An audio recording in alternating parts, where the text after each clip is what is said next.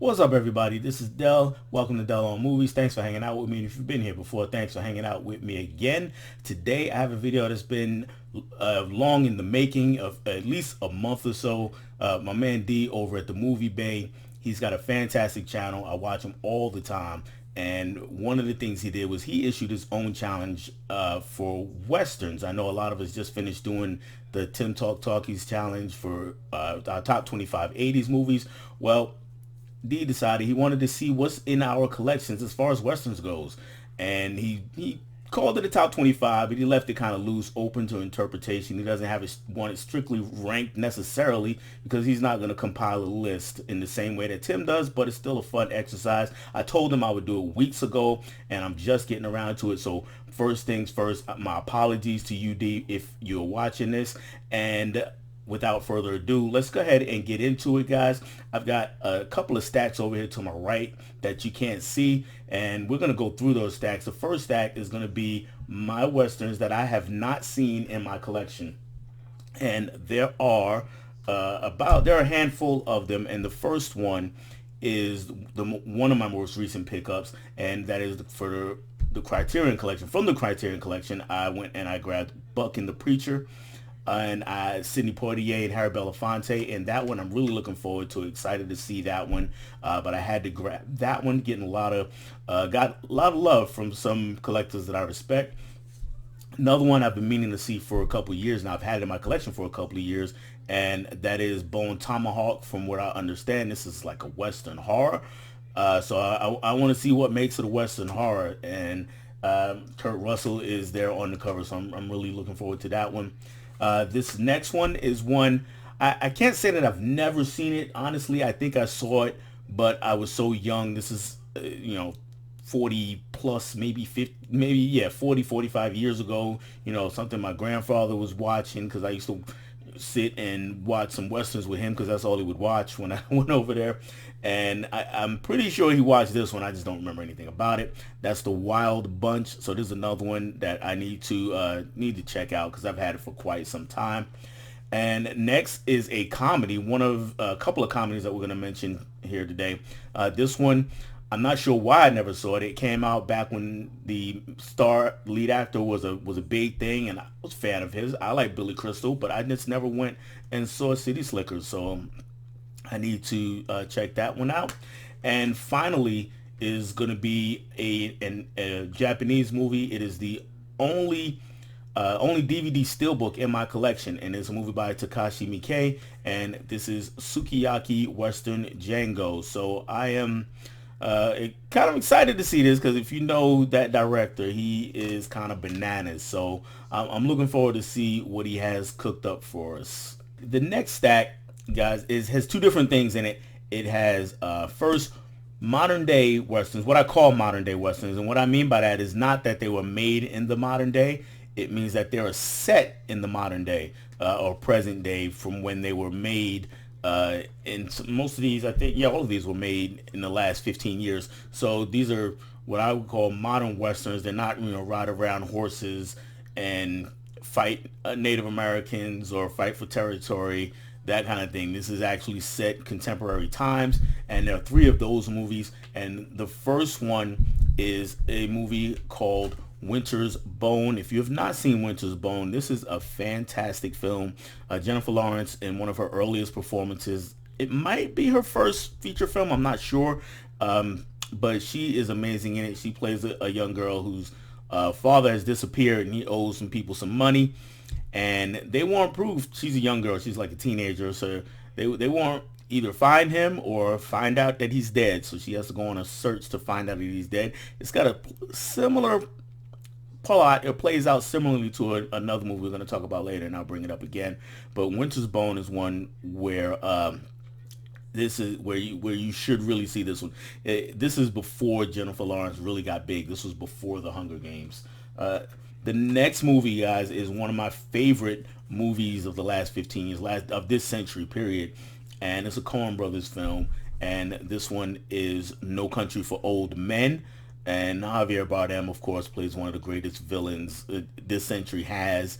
And, of course, you got Josh Brolin and Tommy Lee Jones and I'm looking forward to it because I think there's rumors that this is getting a 4K, and this is a pretty old Blu-ray, so I might be upgrading that, even though I don't necessarily have to upgrade all my Blu-rays to 4K, but that's one I might do. And the next one is a more recent movie called Hell or High Water, and this one came out a few years back, and we see Jeff Bridges, not Kurt Russell, Jeff Bridges, and along with Chris Pine and Ben Foster in the movie. And Pine and Foster are a couple of brothers who rob banks, and Bridges is a sheriff who's out to catch them because they're on a spree right now, and we get really one long day in the life of those. These next few that are in my hands, these are all box sets, and I could talk about these movies individually and along with the others, but since they're in sets, I'd rather just keep them in the sets and talk about them that way.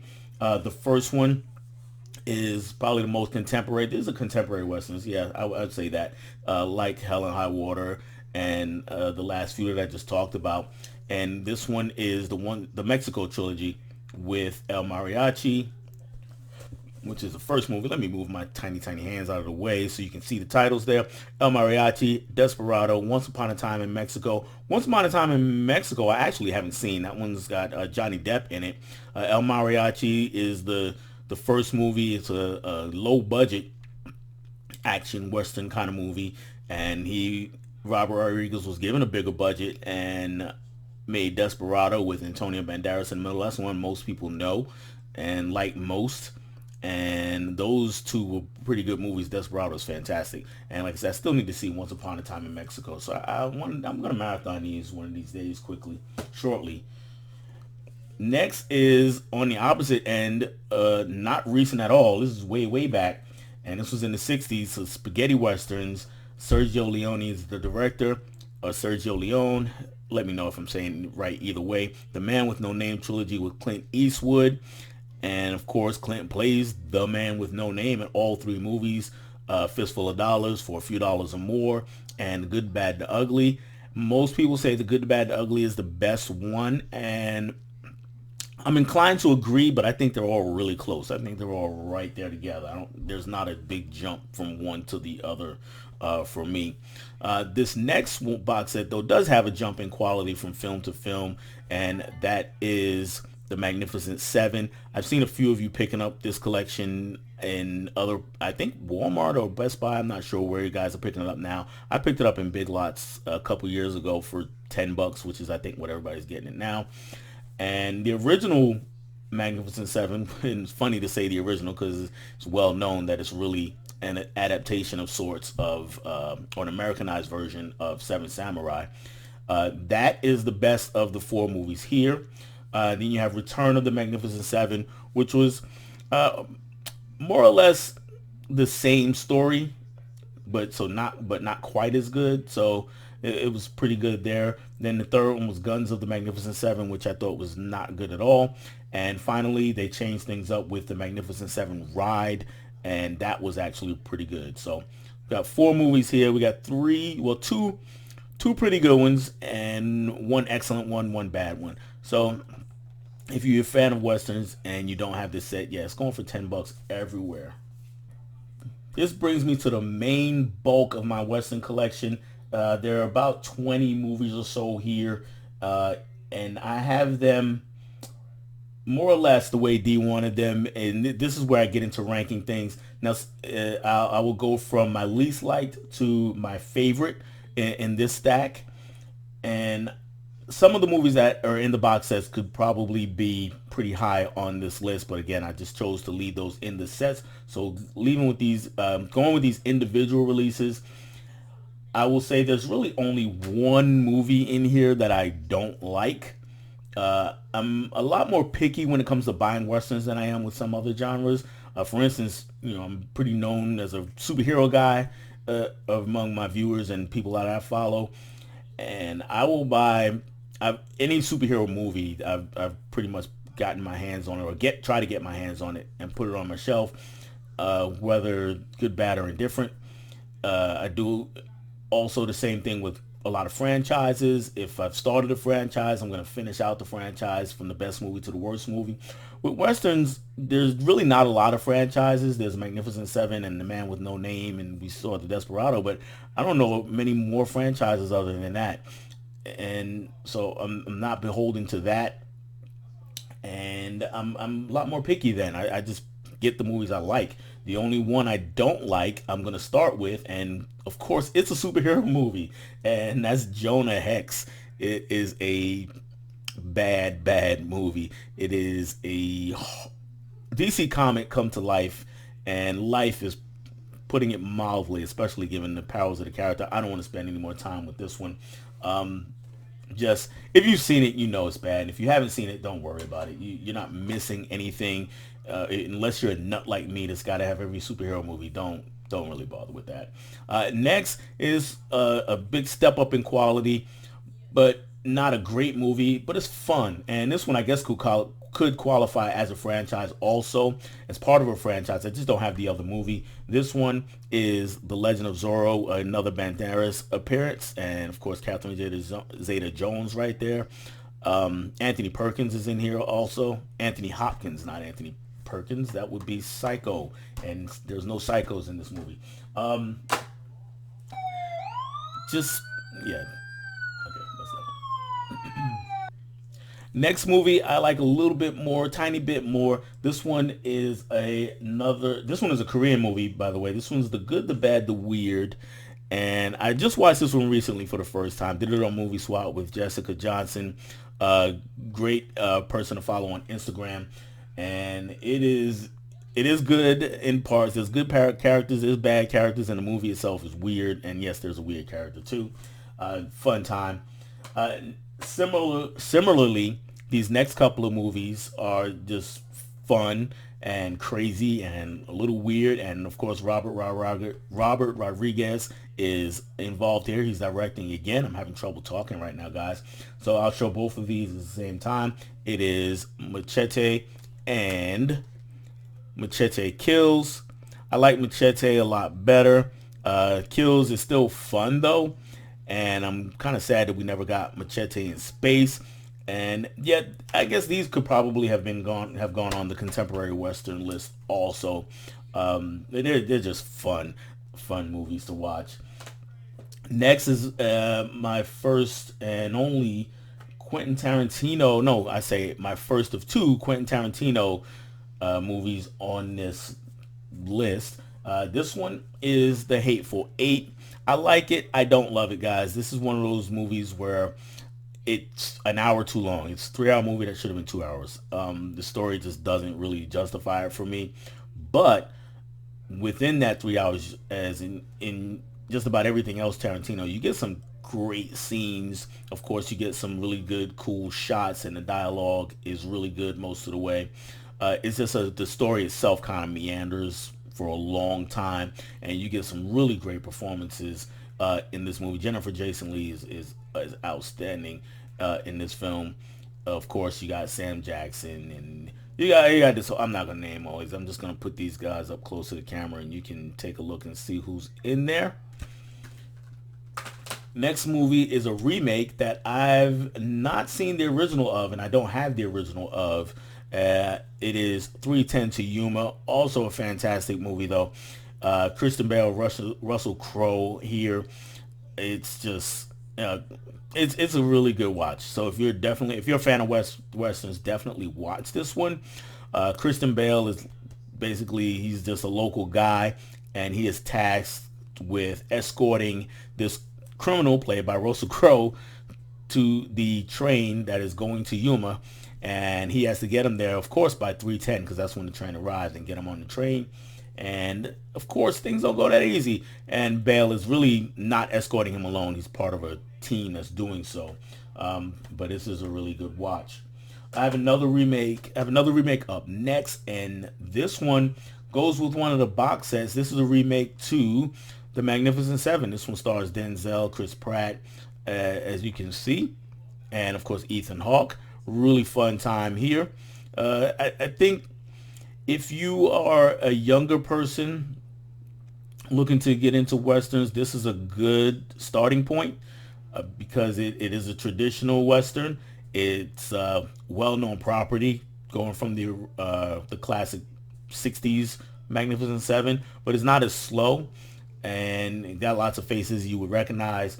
So check this out if you're trying to get into Westerns, but you're a younger person and you don't know where to start. This, I think, is a good place. And, oh, of course, look for Vincent D'Onofrio. He is amazing in this movie. Next is another one. If you're looking for a little more violent Western, that Magnificent Seven is plenty violent, but it's a different kind of violence. It is not the kind of violence that shows up in The Proposition. And this one is, it's a really good watch. You have to see this one. Not a lot of people have seen it. I really enjoy this movie, and this is probably my favorite performance by Guy Pearce, other than Memento. So I'm trying to think in my head if there's anything else that I'm missing that I really like him in, other than those two movies. I mean, I like him in other things, but nothing I think where he is as good. Next movie, speaking of good acting, won its lead actor an Academy Award for Best Actor, and that would be Leonardo DiCaprio in The Revenant. A little bit different of a Western, and that if you didn't call it one, I wouldn't really argue with you. So, if someone wants to comment, well, Revenant's not really a Western, okay, I get it. Because in this case, we got DiCaprio's character and we got Tom Hardy's character, and they're kind of adversaries going after one another. But all the markings of a Western are there. It really is one, but the way it plays out, again, if you didn't want to call it that, I'd be okay with that. Next is a movie I saw 20 some odd years ago when it hit theaters, and I just really enjoy this movie. It's just a blast to watch, and this is the only Western that is in this part of the list anyway, aside from Buck and the Preacher, that I haven't seen yet. That is directed, that has a black director and has a predominantly black cast, and that's Posse. And this is Melvin Van Peebles. Mario Van Peebles is the director and star. Melvin Van Peebles is his dad, who does appear in the movie. And you can see all these faces up here: Stephen Hawkins, Tone Loc, Tiny Les Lister on the other side over here. Big Daddy Kane is in this. It's a load of fun. Pam Grier is also in this movie. She plays Melvin Van Peebles' wife, I believe, and the main character's mom. Really fun movie. It sprinkles in a little bit of social commentary, but it's definitely not overkill. Billy Zane, by the way, great villain in that movie. Speaking of great villains and great characters, we have Tombstone. I really need to rewatch this. It's been a while since I've seen it, which is probably why it's not further down, because I've still got a good number of Westerns to go here. And this one, another Kurt Russell appearance. Val Kilmer, of course. Everybody talks about that. He'll be your Huckleberry. Really good film that I need to revisit. Next pair of movies is an original and a remake, and I do like both. The original is True Grit, starring John Wayne, and the remake, True Grit, starring Jeff Bridges.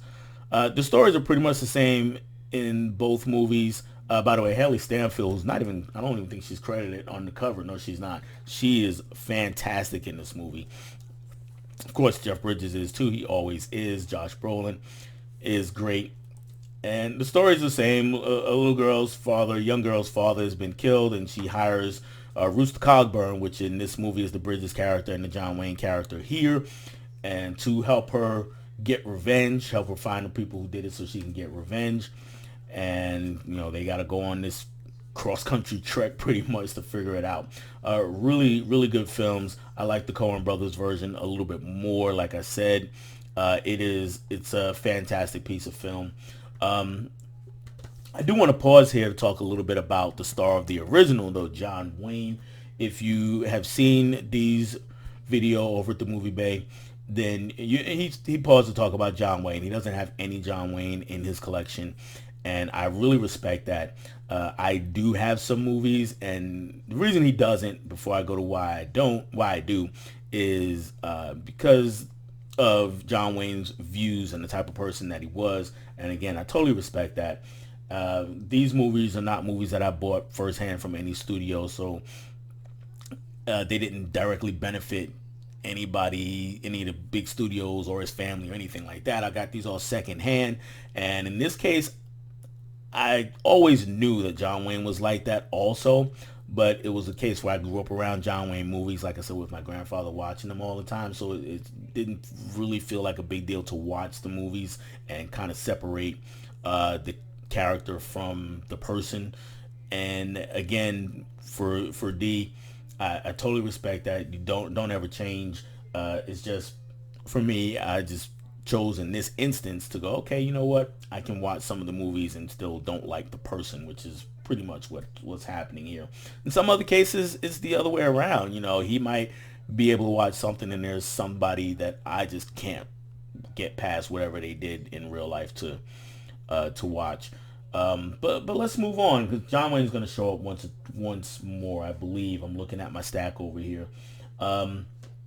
Not yet. Matter of fact, he's going to show up pretty soon, but not just yet, because right now we got Clint Eastwood and this movie here, The Outlaw Josey Wales. He's a Civil War vet, and he's got some people after him, so he's on the run, and we follow him. And this is I just saw this for the first time a couple years ago. Really fantastic movie, and I really like this edition of it. This is a digibook, as they say. Just kind of open it up for you. You get the disc back here, and all these pages here are filled with pictures and essays and things like that. So I really enjoy having this. I'm a digibook fan. I wish they would do more of these. You know, I know Criterion does them every now and again, but just your run-of-the-mill digibooks, I would really like to see more of them. I'm not going to go through all those pages, but I really do like that. I don't know, I guess I have about a dozen of them. I know somebody out there probably has every one ever made. I don't, but when I find them, I tend to pick them up. Here's where John Wayne comes back in another movie that I really did enjoy, and it's funny because, not funny, but maybe ironic, because a lot of what John Wayne is disliked for is his views on race. And I get when he was born and the time in which he lived. And like I said, I've known this for a really long time, way before. I know a couple years ago, you know, everybody went crazy when the Playboy interview surfaced, that, you know, some of the things he said, and they were, oh my God, we got to cancel everything right now. Well, I knew it way before then, but this movie in particular actually deals with race and racism towards Native Americans in the main character's case, and he does play the main character, and the movie is The Searchers. And in this case, I believe it's his niece. It's been a while since I've seen this. I think it's his niece that has been, they think his niece has been kidnapped and possibly killed by the Comanche tribe. And so he's on a hunt to try to figure out if that's the case, to either find her and or kill everybody in his path. And it takes an interesting turn at the end of the movie. So check out The Searchers if you are so inclined to watch some Westerns and want to see a little bit different light maybe of your typical John Wayne movie, or what you think of as a typical John Wayne character in a movie. Next is a lot more recent movie, and this one I think is the only one I have. Yeah, it's the only one I have that has a female protagonist, and that is The Quick and the Dead. And this one is just so much fun to watch, this movie. Sharon Stone, by the way, plays the lead, and she just shows up in town knowing that in this town they're having a big gunfighting tournament, and the town is run by Gene Hackman's character. Russell Crowe is a character that Gene Hackman's character, who again runs the town, is trying to force to have this gunfight, and we got to figure out how all three of them are connected. And of course, on the other end over here, we have a very young Leonardo DiCaprio, and he's also connected to the other three characters, of course, or at least to one in particular. And we got to figure out how, not necessarily got to figure out how, but we're kind of intrigued as to how it all works out. And it's just gunfight after gunfight in the middle section of the movie. from the second act on, it's just a load of fun. Lance Henriksen shows up for a really, really fun role. I won't say any more than that. What's going on with his character? The next movie is not so much fun, but it is much more profound. And this is Unforgiven with Clint Eastwood. I just recently purchased this one. I've seen it a few times over the years, but I just got my hands on it. I hadn't had it until now. And this is one of Clint Eastwood's best movies. Morgan Freeman also great in this movie, as he is in everything. The next one is a straight up comedy like City Slickers, but unlike City Slickers, I've seen it, and unlike City Slickers, this is a traditional Western, and that is set back in the day, sorta. And if you've seen it, then you know what I mean. I'm talking about that ending. This is Blazing Saddles, Mel Brooks, one of my favorite Mel Brooks movies. It's hilarious. And whenever people talk about this movie now, they talk about how it can't be made anymore. That's partially true, and I think it says more about us now than it does about the movie, because honestly, I think the reason that can't be made is because the nuance would be missed, and people would focus on the surface and miss what the movie's actually doing. And it's making commentary about about race, and in particular as it pertains to Westerns, how Westerns dealt with race and black characters, Native American characters, and also, bringing up a lot of the stereotypes surrounding white characters and black characters and female characters and Native American characters. So it's poking fun at all of those things, and is doing so in a kind of in your face manner. Honestly, I think it's brilliant. Mel Brooks credited as the writer, director, star. Richard Pryor helped write, actually. So yeah, check out Blazing Saddles. It's got some iconic scenes in it also. Next movie is the other Tarantino movie, and some might say this qualifies as a comedy too. There are certainly plenty of comedic moments. This one is Django Unchained with Jamie Foxx in the lead. Christoph Waltz is the guy that is trying to help him, and Leonardo DiCaprio once again showing up. So he's been in 3 of these movies. You just don't think of Leonardo DiCaprio as the Western star, but here he is.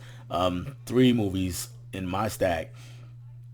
He is the bad guy, and it's hilarious, but it's also hyper violent, and it's very much in the vein of another Tarantino movie that I'm so drawing a blank on right now, but it's the movie with Brad Pitt, the other Christoph Waltz movie. It's coming to me. I don't know why I'm drawing a blank right now, but it's very much like that movie. When I think of the name, I'll put it on the screen somewhere, where it takes a real life situation and applies fantasy to it, and it works really well. The last movie in the stack, the last movie I'm going to talk about, my very favorite Western of all time, is Once Upon a Time in the West.